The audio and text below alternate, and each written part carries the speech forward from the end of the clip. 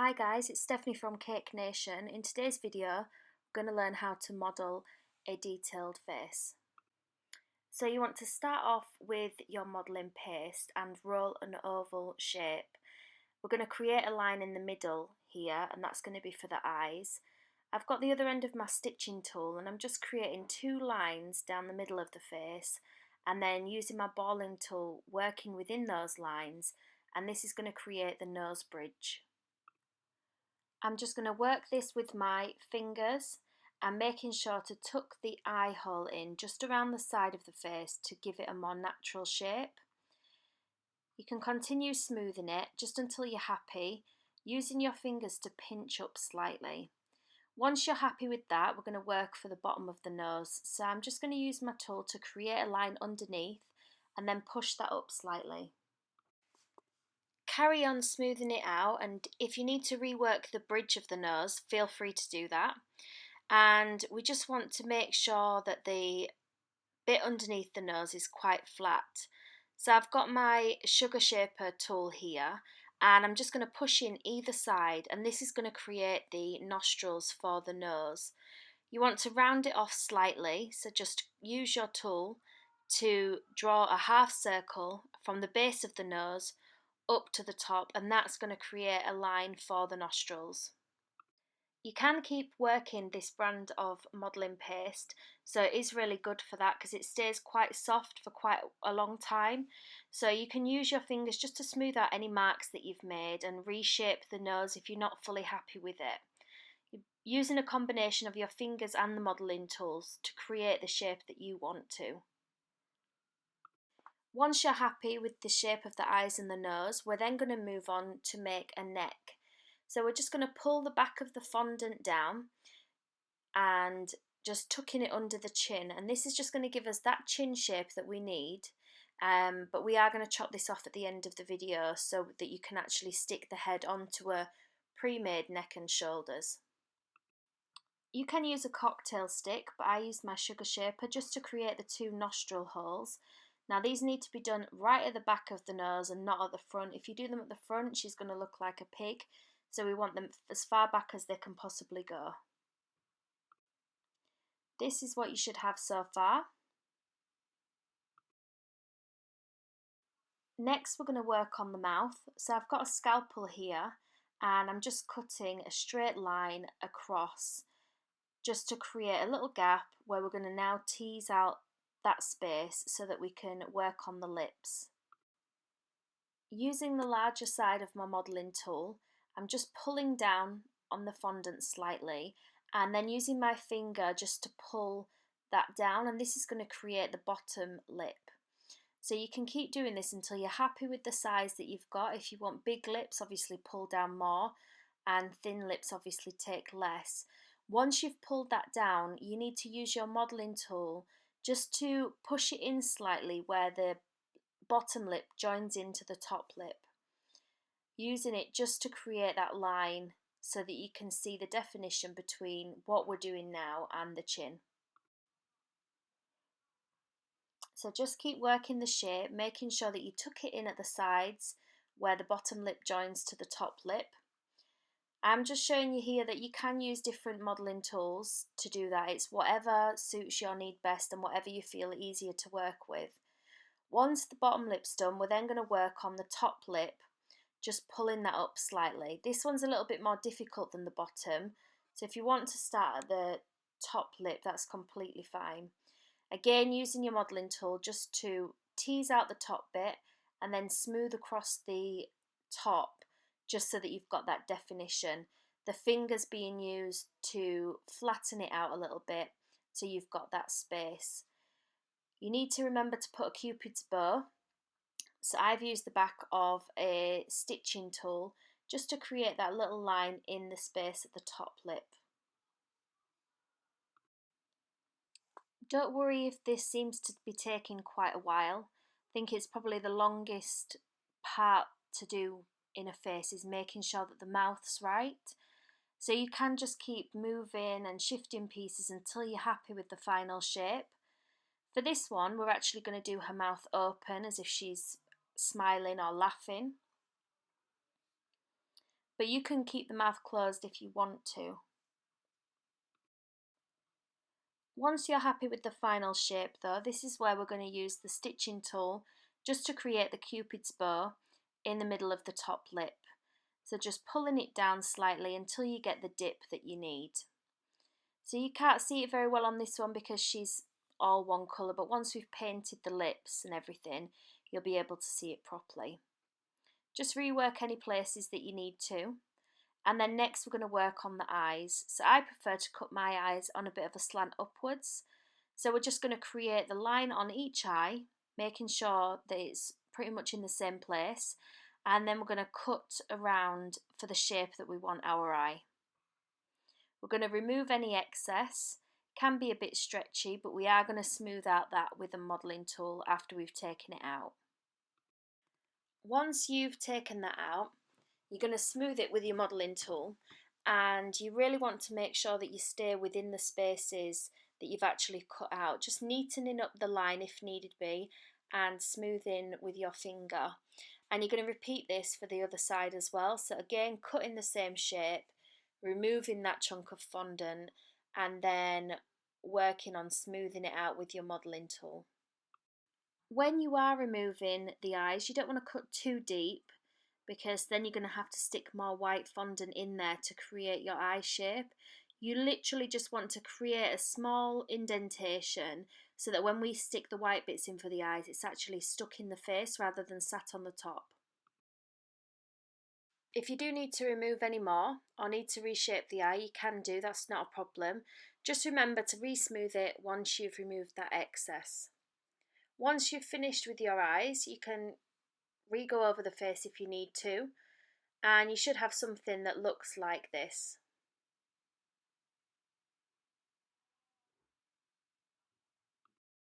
So I'm just going to pull down the neck a little bit more, and then we're going to work on the chin a little bit. So if you wanted it to be more pointy, you just use your fingers just to push it in slightly, and if you wanted it more rounded, you can use your fingers just to round that off. Once you're happy with the shape of the face, we're then going to work on the eyebrows. So I've got my sugar shaper. I will put links in the description box for every tool that I've used. But you can use this just to soften out the eye line if needed. But we are going to use this to work on the eyebrows. So to work on the eyebrows, you need to use it to push up from the bottom to create your line. And then we're going to use it on the top of the eyebrow just to push down. And again, this is going to create your shape for the eyebrow that we're going to paint later on. So with this, you just need to keep working it until you're happy with the shape. So pushing and pulling from the bottom. If you do make a mistake, you can just rub this out with your finger. The really good thing about this modelling paste is that it does take a while to dry, so you can amend what you've already done.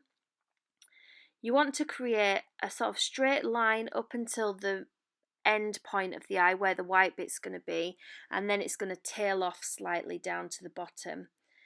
You can use your tool just to reshape in that nose if you wanted to make it a little bit more defined.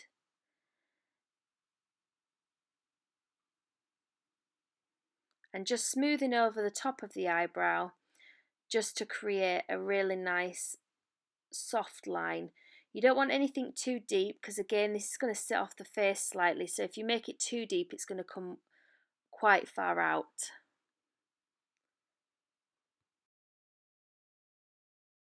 I have made a point of not speeding up the video too much so that you can see exactly what I'm doing. But once you're happy with the shape of the first eyebrow, you can then move on to the other one. Trying again from the bottom and then working from the top. And you kind of want it to match what you've already done on the other side. It can be a bit difficult to get them both exactly the same. But you, as I say, you can carry on reworking the paste until you're happy with the final shape. If you do need any help with anything that's been discussed in today's video, feel free to comment below or send me a message on my Facebook page and I'll be happy to help. Don't worry at this stage if the face looks a little bit strange. They do come together once they've got their features in and they've been dusted and makeup on. They do look a little bit weird when they've got nothing on at all. Next, we're going to work on the tongue. So I've just got a tiny little bit of pink fondant, and we're going to sit this in the mouth, just resting on the top, on the bottom lip. And I'm using the back of my stitching tool just to create a little line. Next, we're going to do the teeth. So I've got a tiny bit of white fondant, and we're just going to stick this in with some water onto the top lip. You want it quite thin and you want it quite small. And when you sit it in the mouth, we're going to use our brush just to tuck it in around the edges to give it that round shape that usually teeth have. So just making sure that it's the right size and shape. You can amend it at any time if needed. Picking it up with your brush and just placing it in the mouth. You can see that I'm using my brush just to tuck up the edges, and it'll give it a really natural shape for the teeth. You can't see it that well, but that's what it should look like so far. Next, we're going to do some makeup for the eyes. Now I've gone for a pink and a purple, using the pink to do the majority of the lid and the purple we're going to use just in the corner. You can use whatever colour that you want. I do find it better to do this at this stage, and then that way we're not going to get any of the dusting on the whites that we're going to put in for the eyes. So you just want to work the lighter colour outwards, and then I think the darker colour I used was one called Heather. So again, I will put the links for everything in my description box. They do look a bit like clowns at this stage, so don't worry if the makeup doesn't look right. Once they've got their eyes in place and their eyeliner and everything like that, it does all come together. So with the darker colour here, you just want to work that in on the inside of each eye.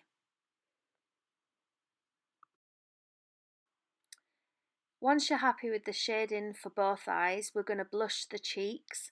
Now I'm going to use the same colour that I actually used for the lighter colour for my eyeshadow, but you can go for a glittery colour or something completely different if you wanted to. They do look better once they've got a little blusher on. It does sort of bring the face to life once the face is complete. So you don't want to do it too heavy, just really, really light, dusting off any excess on the back of your hand if needed. Next, we're going to work on the eyes. So I've got some of my white modelling paste, and I'm just going to roll this into a sausage shape. And then we're going to pinch the end to make it look more like a teardrop. And just using the back of our modelling tool, we're going to push that into the eye, making sure that it's nice and flat. One of the great things about this modelling paste is you don't necessarily need to put water in the eye socket before you stick the white in there.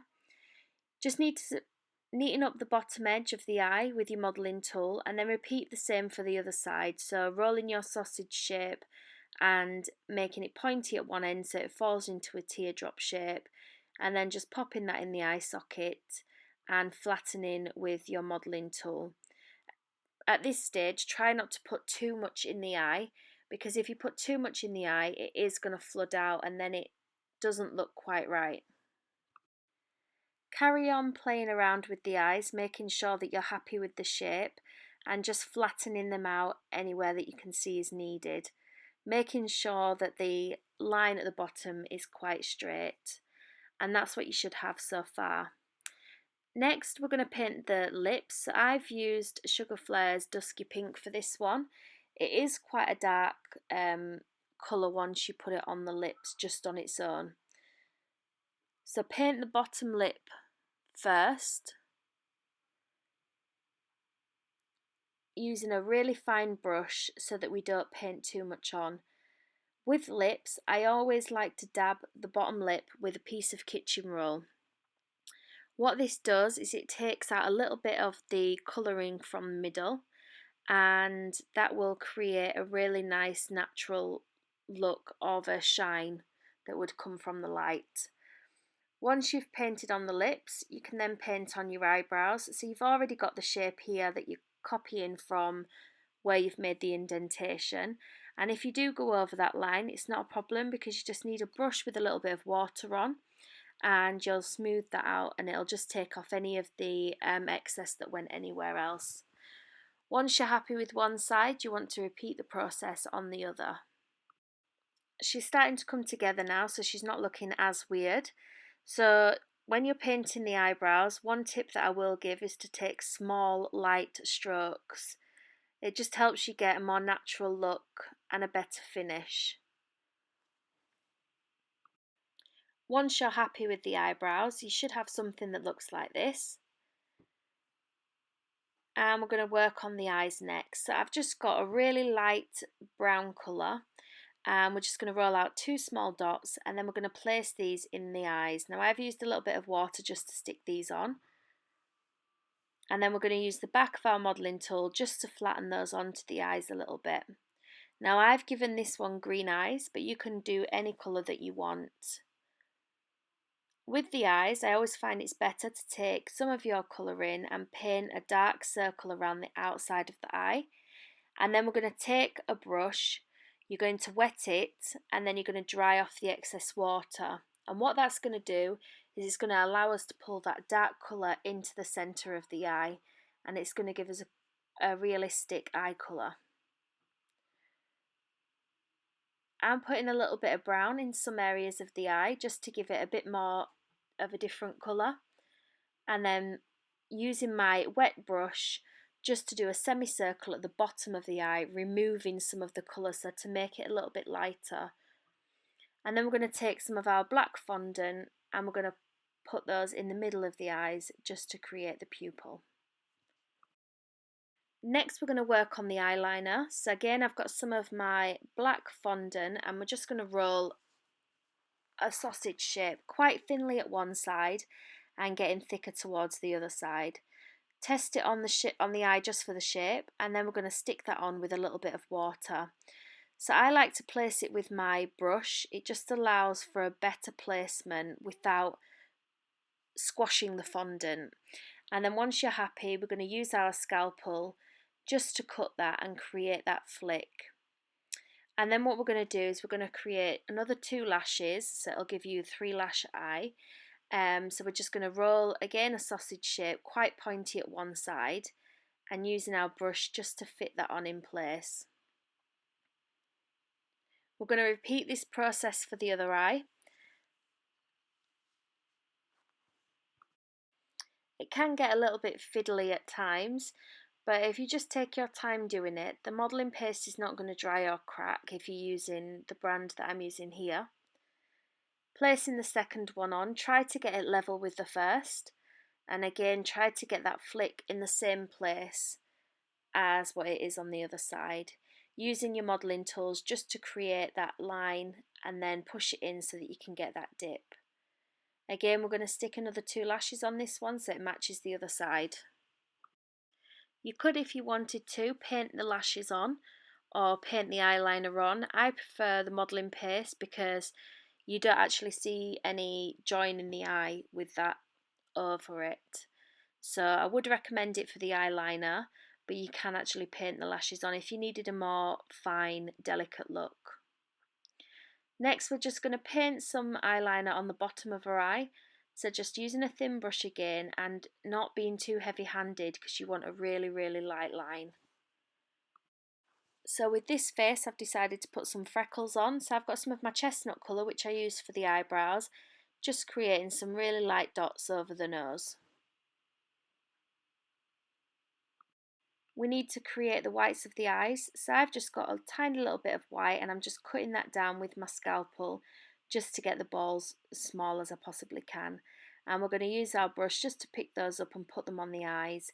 You shouldn't need any water to stick these on because it should be a little bit wet anyway. That's what you should have so far. Next we're going to remove the neck, so just cutting that with your scalpel and smoothing out where that's just come from. Taking a cocktail stick dipped in water and we're just going to attach the head to that. We're going to do the ears, so you want 2 small circles in your skin tone colour and we're going to attach these with some water and a brush. So putting that on the side of the face and then using your brush just to pull it down. Try to get the ears in the same place on both sides. So the last thing that we need to do is create the hair. So we're going to do a cap and then we're just going to push this on in place on the head. You won't need any water to attach this, and you just want to pull it forward. Don't worry about it coming too far forward because we're going to attach a fringe. I've chosen to put this one hair in a bun, but you can do any hairstyle that you like. I've got my scriber tool and I'm just going to go around the head, creating lines so that it looks a little bit more like hair. Doesn't have to be too neat because we are going to go over this anyway when we stuck the bun and the fringe on.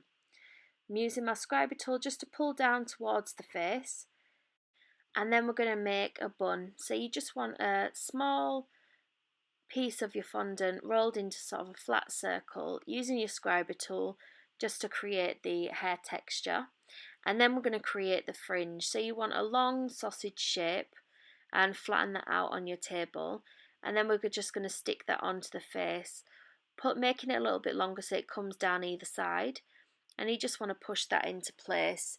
We're going to use the same scriber tool just to create the hair texture.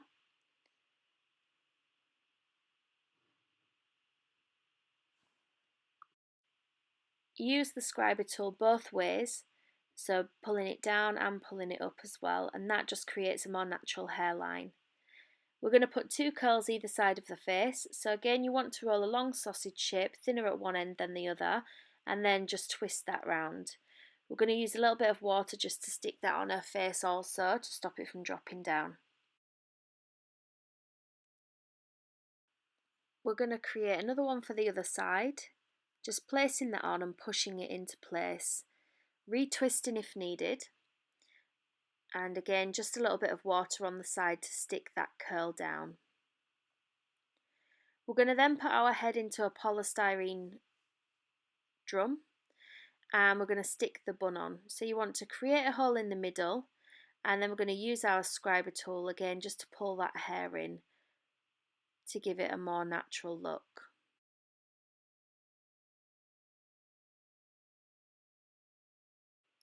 And there she is. This is what you should have at the end of the tutorial. If you like the video, please be sure to hit the thumbs up button and comment down below. To see more of my tutorials, please click the links on the screen now. If you haven't already, hit the subscribe button to stay up to date with my future tutorials. Thanks for watching.